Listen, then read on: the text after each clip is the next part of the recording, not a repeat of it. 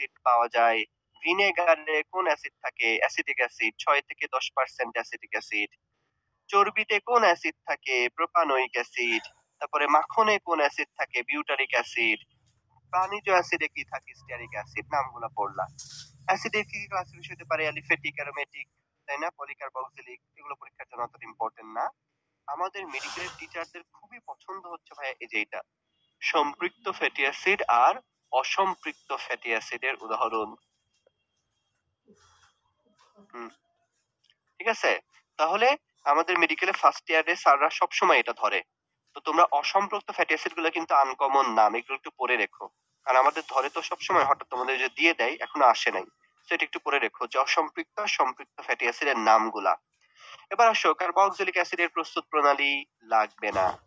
Formic অ্যাসিডের প্রস্তুত প্রণালী এগুলাও ঠিক আছে, লাগবে না। জাস্ট এই যে এইটা একটুখানি দেখে রাখতে পারো পরীক্ষার জন্য। এটা কিন্তু পড়ছো, অ্যালকাইনে পানি যোজন করে অ্যালডিহাইড হয়, সেখান থেকে অ্যাসিড হয়। এবার আসো, অ্যাসিডিক অ্যাসিডের শিল্প প্রস্তুতি এগুলাও লাগে না, জাস্ট একটুখানি রিডিং দ্য আর্টস, ঠিক আছে, এগুলো লাগে না। কার্বক্সিলিক অ্যাসিডের বিক্রিয়া ভেরি ভেরি ইম্পর্টেন্ট ভাইয়া। এই যেখান থেকে দেখো কোনটা ভেরি ভেরি ইম্পর্টেন্ট জানো, সেটা হচ্ছে যে অলরেডি পড়ে ফেলছো তোমরা, ডিকার্বক্সিলেশন পরীক্ষা পড়ে ফেলছো না? ডিকার্বক্সিলেশন পরীক্ষা পড়ে ফেলছো না?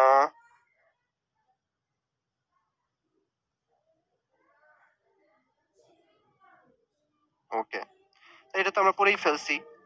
এখন আসো, যেটা পরীক্ষায় আসতে আসতে টায়ার্ড হয়ে গেছে ভাইয়া, এই যে এটা দেখছো, তার মানে আজকে তোমাকে আমি শুরুতেই কিন্তু ক্লাসে বলে ফেলছিলাম ভাইয়া, আজকের পরীক্ষার শনাক্তকরণ যদি ভুল করছো, ঠিক আছে, শনাক্তকরণ যদি ভুল করছো তুমি শেষ, ঠিক আছে?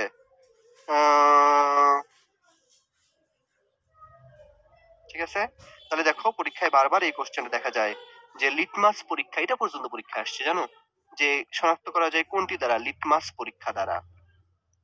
তারপরে 5% সোডিয়াম বাইকার্বনেট দ্রবণ দ্বারা কি হয়? কার্বন ডাই অক্সাইড গ্যাস নিঃসৃত হয়। এবং অ্যাস্টারিকরণ পরীক্ষায় আমরা ফলের গন্ধ পাই। তাহলে খুব ইম্পর্টেন্ট। আর একটা এক্সেপশন তথ্য আছে, সেটা হচ্ছে ভাইয়া, ফর্মিক অ্যাসিডের দুইটা ধর্মই আছে, এর অ্যাসিড ধর্মও আছে, এর বিজারিক ধর্মও আছে, একটুখানি জেনে রাখো, আর কিছু লাগবে না।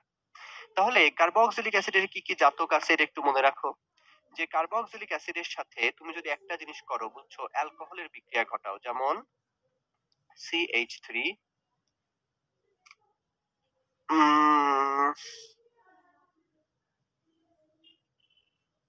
ঠিক আছে,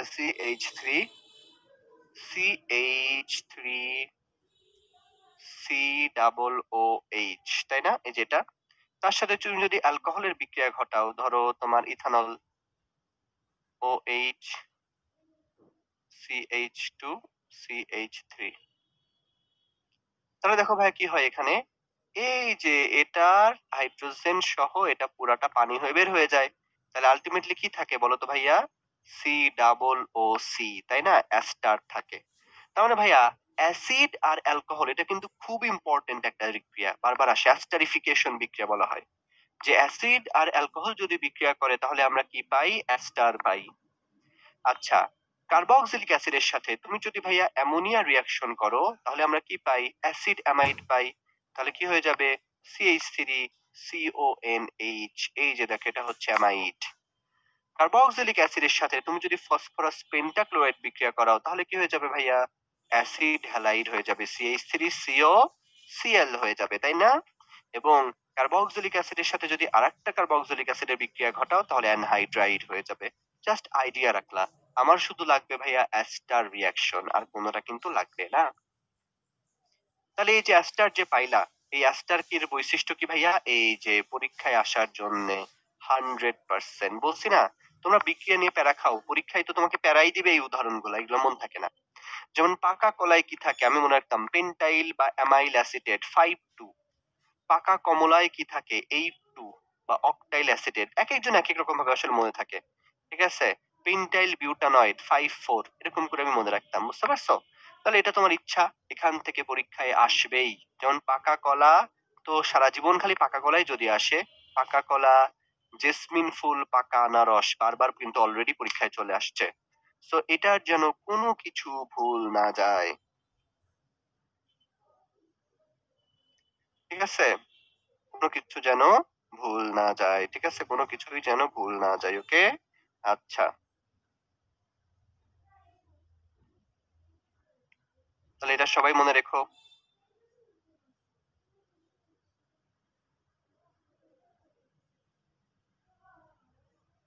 ওকে? ঠিক আছে। আচ্ছা।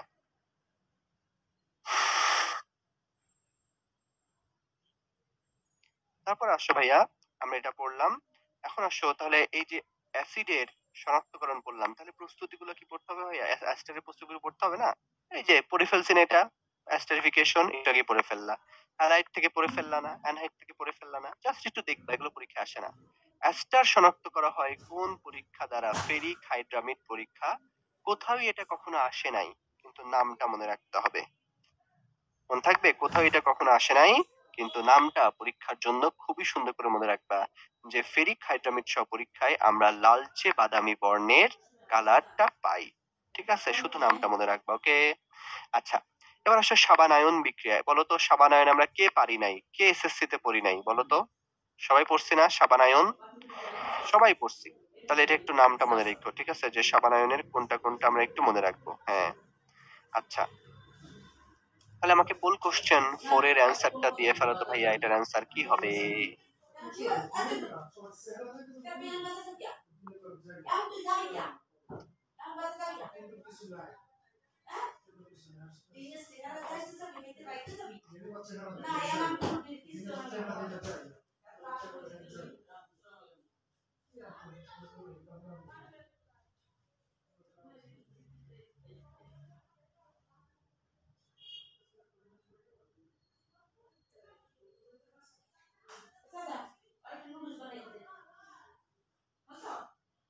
ওকে।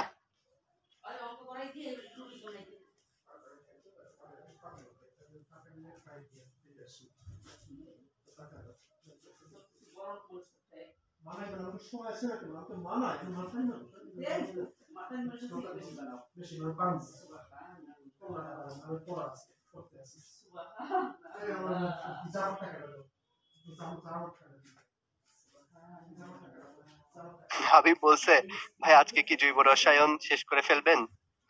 এই হাবিব, জৈব রসায়ন শেষ করে ফেলবো নাকি?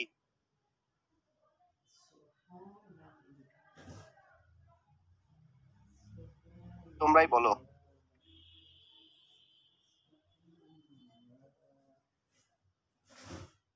জৈব রসায়ন শেষ করে ফেলবো?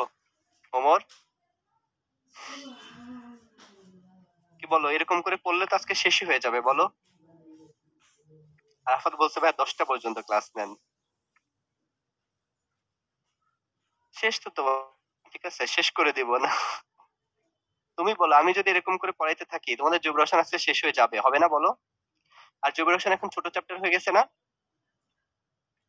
তোমরা আমাকে বলো, জৈব রসায়ন কি আর কঠিন আছে?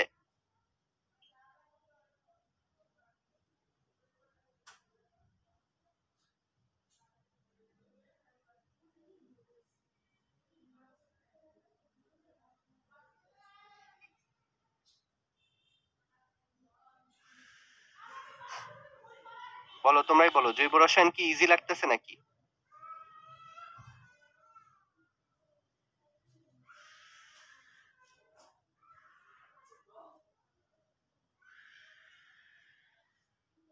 জৈব রসায়ন আর একটা ক্লাস আছে বুঝছো, ব্যবহারের পর থেকে একটা ক্লাস আছে তোমার ইয়েতে, কি বলে ওই, ওই তোমাদের কর্মমুখী রসায়ন না কোনটার সাথে দেখবা ছোট্ট করে জৈব রসায়নটা আছে, ঠিক আছে? আচ্ছা। হ্যাঁ, সজীব বলছে ভাই ইজি ভাই, হ্যাঁ এটাই সজীব। যে কি বললা, তাহলে জৈব রসায়ন ইজি যদি তুমি বুঝে পড়ো, আর যদি তুমি একটুখানি টেকনিক করে পড়ো, যে কোনটা পড়তে হবে কতটুকু পড়তে হবে, তাহলেই শেষ। আসলে কি জানো, তুমি যখন সারা জীবন মেডিকেলে পড়বা, হ্যাঁ, সারা জীবন মেডিকেলে তোমাকে এই টেকনিকই অ্যাপ্লাই করতে হবে, বুঝছো? কারণ মেডিকেলে তো পড়ার শেষ নাই, সিলেবাসের শেষ নাই। কি করতে হয়, আমরা মেডিকেলে এমনি করে পড়ে, বুঝছো, যে কোনটুকু লাগে, স্যার কোনটুকু পছন্দ করে সেটুকু বারবার পড়ি, বুঝছো? সবকিছু পড়লে মনে থাকে না। পড়ি কিন্তু সবই, কিন্তু মনে থাকে না, বুঝছো? তাই যেগুলো স্যার পছন্দ করে পরীক্ষায় যেগুলো আসবে সেগুলো পড়ে যাই, ঠিক আছে? আচ্ছা, ওকে। তাহলে এবার আসো ভাইয়া অ্যামাইড। অ্যামাইডের সংকেতটাই পরীক্ষায় বেশি বেশি আসে। তাহলে ভাইয়া অ্যামাইডের সংকেতটাই ভালো করে মনে রেখো। আর অ্যামাইড মেইনলি আমরা প্রোটিন সংশ্লেষণ এবং বেদনা নাশক ওষুধ যেটা আছে অ্যাসপিরিন, প্যারাসিটামল, এই যে প্যারাসিটামলের বিকল্প হচ্ছে অ্যাসপিরিন, সেটাতে আমরা এটা ব্যবহার করি, তাই না? আচ্ছা। এবার আসো অ্যামাইডের প্রস্তুতি কিভাবে করা যায়? আমরা বলছিলাম অ্যামোনিয়া থেকে। ঠিক আছে? আচ্ছা। তাইলে এবার আসো ভাই অ্যামাইডের শনাক্তকারী বিক্রিয়া। অ্যামাইডের শনাক্তকারী বিক্রিয়া, ঠিক আছে? অ্যানাইডের শনাক্তকারী বিক্রিয়া হচ্ছে ভাইয়া পচা মাছের গন্ধযুক্ত অ্যামিন। কি করে? পচা মাছের গন্ধযুক্ত অ্যামিন, এরকম একটা গন্ধ পাবা। তাহলে বুঝবা এটা অ্যামাইড। এই কথাটা মনে রাখবা। পচা মাছের গন্ধ পাওয়া যায় কোনটি শনাক্তকরণে? বলবা অ্যামাইড। ঠিক আছে? এবার আসো ভাই আমরা পড়বো অ্যামিন। এই যে অ্যামিন গুলো যখন আমরা পড়বো ভাইয়া, অ্যামিন থেকে কিন্তু একটা পরীক্ষায় কোশ্চেন আসে। ঠিক আছে?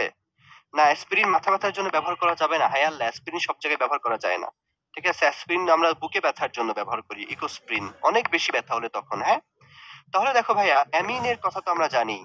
কিন্তু অ্যামিনের এই ডিগ্রি থেকে এটা কিন্তু পরীক্ষায় আসে। মনে আছে ভাই আমরা জানি যে ধরো এটা হচ্ছে নাইট্রোজেন। নাইট্রোজেনে তো মুক্ত ইলেকট্রন থাকে, তাই না? তাই নাইট্রোজেনে তুমি যদি একটা মিথাইল মূলক দাও, তাহলে ও কি করবে? ইলেকট্রনটাকে ঠেলে নাইট্রোজেনের কাছে পাঠাই দিবে। তাহলে ক্ষারীয় মানে কি? যে যত তাড়াতাড়ি ইলেকট্রন দিতে পারে, তাই না? তাহলে এই মিথাইলমূলক ইলেকট্রনকে ঠেলে যখন নাইট্রোজেনের দিকে দিবে, নাইট্রোজেন কি করবে বলতো ভাইয়া? এই ইলেকট্রন থেকে আরো বের করে দিতে চাবে। তাহলে এটার ক্ষারীয় ধর্ম বেড়ে যাবে। এখন এটার সাথে যদি আরেকটা আর দাও, আরো বেশি ঠেলে দিবে, আরো বেশি বের হয়ে যেতে থাকবে। আরেকটা আর দাও যদি, আরো বেশি ঠেলে দিবে, আরো বেশি বের হয়ে যেতে থাকবে, তাই না? সমস্যা হচ্ছে ভাইয়া, ২টা পর্যন্ত তুমি মিথাইল মুখ যুক্ত করতে পারবা, তারপরে আর জায়গা পাওয়া যায় না। এটাকে আমরা কি বলি? স্টেরিক বাধা। এই জন্যে ২ ডিগ্রি অ্যামিন সবচেয়ে শক্তিশালী, তারপরে ১ ডিগ্রি, তারপরে ৩ ডিগ্রি, তারপরে অ্যামোনিয়া। তাই এটা পরীক্ষার জন্য কিন্তু ইম্পর্টেন্ট, ডিইউ তে আসছে। Very, very important. মনে থাকবে? এবার আসো অ্যালিফ্যাটিক অ্যামিনের কি কি প্রস্তুতি আছে? এই যে কেন্দাকষি একটু দেখলা, বিজারণ একটু দেখলা, ঠিক আছে? Not so important. ঠিক আছে? তাহলে একটা শুধু অ্যামিন থেকে আমরা পড়বো, সেটা হচ্ছে ভাইয়া হফম্যান ক্ষুদ্রাংশকরণ বিক্রিয়া। Very, very, very important.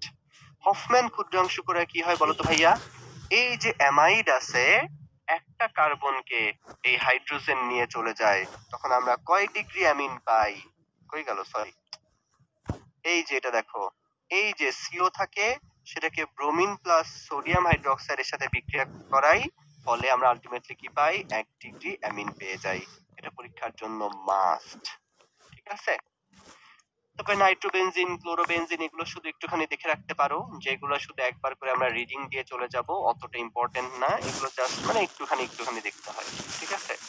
তবে দেখো এই যে ফেনল থেকে, ডায়াজোনিয়াম লবণ থেকে হফম্যান ক্ষুদ্রাংশকরণ বিক্রিয়া আবার চলে আসছে না? এটা তাহলে পরীক্ষার জন্য কিন্তু লাগবে। বারবার ইম্পর্টেন্ট, পরীক্ষার জন্য আসে। তাহলে এই যে অ্যামিন কি কি টাইপের বিক্রিয়া দিতে পারে, শুধু বিক্রিয়াগুলো একটু নাম দেখে রাখতে পারো। তার মধ্যে সবচেয়ে বেশি ইম্পর্টেন্ট হচ্ছে এই যে এইটা। সেটা হচ্ছে ভাইয়া অ্যামিন নাইট্রাস অ্যাসিডের সাথে পরীক্ষায় কিভাবে বিক্রিয়া করে। দেখো, সেটা যদি ১ ডিগ্রি অ্যামিন হয়, নাইট্রোজেন গ্যাস পাই। যদি ২ ডিগ্রি অ্যামিন পাই, তাহলে নাইট্রোসো যৌগ পাই। আর যদি ৩ ডিগ্রি অ্যামিন হয়, তাহলে আমরা কি পাই? লবণ পাই। তাহলে পরীক্ষায় কিন্তু বারবার আসে যে ১ ডিগ্রি, ২ ডিগ্রি, ৩ ডিগ্রি অ্যামিনের মধ্যে শনাক্ত করা যায় কোনটি দ্বারা? নাইট্রাস অ্যাসিডের সাথে পরীক্ষা দ্বারা। এটা আসবেই। Very, very important. এবং সবচেয়ে লাস্ট আজকের ক্লাসের আমাদের ইম্পর্টেন্ট বিক্রিয়া, সেটা হচ্ছে ভাই carbyl amine. Very, very important. মনে রাখবা, এটা আগেও পড়ছিলা কিন্তু ভাইয়া। ক্লোরোফর্ম আর কার্বিল অ্যামিন, এই দুইটাই কিন্তু আমরা সেম বিক্রিয়া দ্বারা কি করি? শনাক্তকরণ করি, তাই না? ক্লোরোফর্ম আর অ্যামিন। দেখো অ্যামিন নিব, ক্লোরোফর্ম নিব, দুইটাই নিছি, কারণ দুইটাই শনাক্ত করব।